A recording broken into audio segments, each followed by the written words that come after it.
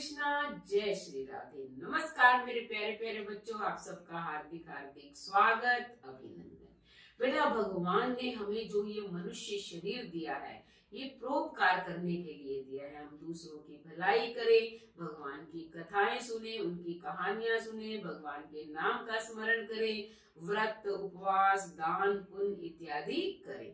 अगर हम ये नहीं करते तो मनुष्य जीवन निरर्थक है।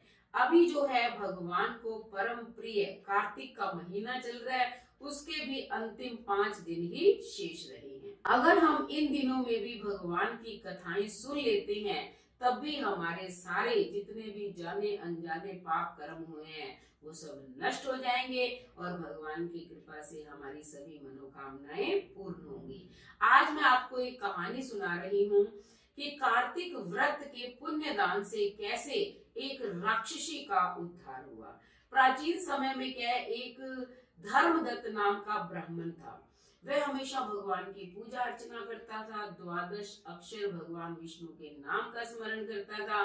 जब देखो वो सेवा पूजा अर्चना में लगा रहता था। एक बार की बात है कि कार्तिक के महीना ही था और वो जा रहा था रात्रि जागरण के लिए मंदिर की ओर। उसके हाथ के अंदर पूजा की थाली थी, जल का लोटा था और उस लोटे में तुलसी के पत्ते थे। उसने देखा कि सामने से एक बहुत ही भयंकर विकराल राक्षसी आ रही है, जिसकी आंखें बड़ी बड़ी लाल है, भयंकर रूप है, जीभ उसकी बाहर लपलपा रही है। ब्राह्मण उसे देखकर डर गया। उसके पास और तो कोई उपाय था नहीं, वो इतना कमजोर था, उसका सामना भी नहीं कर सकता था। उसके हाथ में जो थाली थी और जल का लोटा था, वो उसने उस राक्षसी पर फेंक दिया। अब उसके अंदर तुलसी दल मिश्रित जल था लोटे में, इसलिए उस राक्षसी के सारे पाप नष्ट हो गए।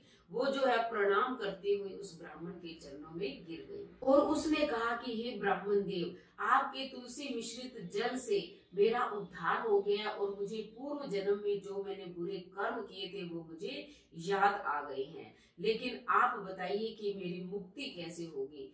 अब जो ब्राह्मण है वो बड़ा हैरान हुआ। उसने पूछा कि तुम्हारा पूर्व जन्म में क्या नाम था, तुम कहाँ की रहने वाली हो, ऐसे कौन से बुरे कर्म तुमने किए थे, मुझे सब बताओ। तब उस राक्षसी ने कहा कि पूर्व जन्म में मैं भिक्षु नाम के ब्राह्मण की पत्नी थी। मेरा नाम कलहा था और नाम के अनुसार मैं हमेशा क्लेश करती थी। मैं खुद बहुत अच्छे अच्छे भोजन बनाकर खाती थी, मिठाइयाँ खाती थी, लेकिन अपने पति को नहीं देती थी, हमेशा उससे झगड़ा करती थी। मेरे इस व्यवहार से परेशान आकर मेरे पति ने दूसरा विवाह करने का निश्चय किया। जब मुझे ये बात पता चली तो मैंने विष खाकर आत्महत्या कर ली। आत्महत्या जब मैंने की तो यमराज के दूत आए मुझे लेने के लिए, मारते पीटते घसीटते हुए ले गए। तब यमराज ने चित्रगुप्त से कहा कि देखो इसने कौन से अच्छे कर्म किए हैं, कौन से बुरे कर्म किए हैं, उसी के अनुसार इसको दंड दिया जाएगा।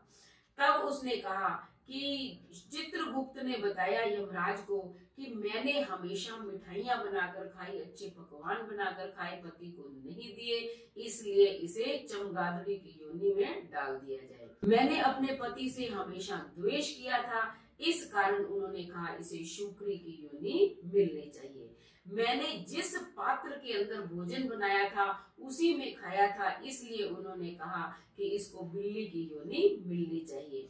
मैंने अपने पति को माध्यम बनाकर आत्महत्या की थी, इसलिए उन्होंने कहा इसे प्रेत योनि देनी चाहिए। चित्रगुप्त ने कहा कि सबसे पहले इसको प्रेत योनि में डाल देना चाहिए, ये भूखी प्यासी रहकर कष्टों को भोगेगी, उसके बाद जो है इसे 3 योनियों का कष्ट भुगतना पड़ेगा और मुझे मरु प्रदेश में भेज दिया गया। कहती मैं भूखी प्यासी रहती हुए मुझे 500 वर्ष बीत गए हैं। कहती तब एक दिन भूख से मैं बहुत व्याकुल थी, एक बनिया पर मेरी दृष्टि पड़ी, मैंने उसके शरीर में प्रवेश कर लिया।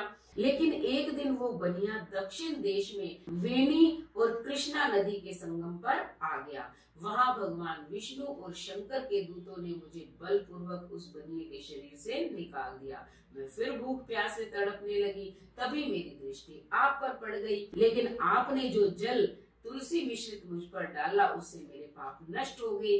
अब आप ये बताइए कि मुझे इस प्रेत योनि से छुटकारा कैसे मिलेगा। तब उस ब्राह्मण ने कहा कि प्रेत योनि से छुटकारा मिलना तो बहुत मुश्किल है, क्योंकि बाकी पाप तो नष्ट हो जाते हैं। व्रत कर लो, उपवास कर लो, तीर्थ कर लो, दान पुण्य कर लो, लेकिन प्रेत योनि से छुटकारा मिलना बहुत कठिन कार्य है। लेकिन फिर भी मैं तुम पर प्रसन्न हूँ और तुम्हारे दुख से मेरा हृदय पिघल गया है, इसलिए उपाय करता हूँ। उस ब्राह्मण ने कहा कि मैंने जन्म से लेकर आज तक हमेशा कार्तिक व्रत के नियम का पालन किया है, इसलिए मैं आधा पुण्य उसका तुम्हें दे रहा हूँ। तो ब्राह्मण ने थोड़ा जल लोटे में बचा हुआ था, वो जल लिया और संकल्प करके उस पर डाल दिया। इतने में एक आश्चर्यचकित घटना घटित हुई। उस राक्षसी ने इतना दिव्य रूप धारण कर लिया कि ब्राह्मण देखकर हैरान हो गया। तुरंत भगवान विष्णु के पार्षद आ गए विमान लेकर उसको लेने के लिए। तब ब्राह्मण ने पूछा कि ये क्या हो रहा है। तब विष्णु दूतों ने कहा कि तुमने जो आधा पुण्य इसको दान किया है, उसी से ये सुंदर रूप वाली लक्ष्मी जैसी हो गई है। अब ये वैकुंठ लोक में जाएगी, हम इसको लेकर जा रहे हैं। और तुम भी घबराओ मत, क्योंकि दान जितना भी दिया जाता है, पुण्य जितना भी दिया जाता है, किसी को दान करके उसका 4 गुना अधिक मिलता है। जब तुम्हारी मृत्यु होगी तब तुम भी अपनी दोनों पत्नियों के साथ वैकुंठ लोक में आओगे।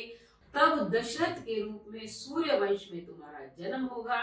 तुम्हारी पत्नियां दोनों तुम्हारी रानी बनेगी और तुमने अपने आधे पुण्य का दान इस कलहा को किया है, इसलिए ये तुम्हारी तीसरी पत्नी कहलाएगी। ये कहकर जो है वो विष्णु दूत चले गए उस कलहा को लेकर। तो आप देखो, कार्तिक व्रत के उपवास से, व्रत से, दान पुण्य से जब एक राक्षसी का उद्धार हो सकता है, तो हम तो साधारण इंसान हैं।